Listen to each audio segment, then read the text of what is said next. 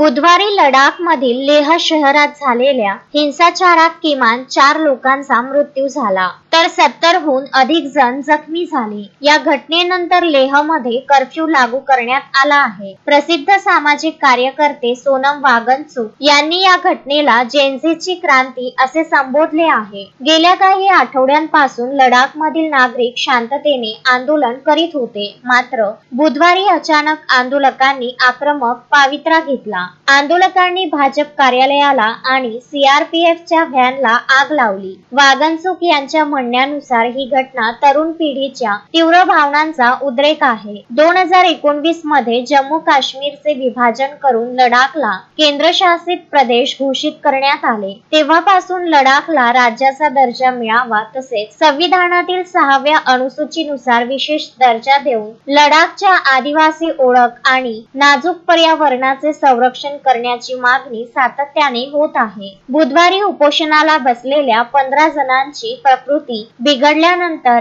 बंद पुकारण्यात आला होता। त्यानंतर हा हिंसाचार भडकला। सध्या संवेदनशील भागांमध्ये अतिरिक्त सुरक्षा दल तैनात करण्यात आले आहे।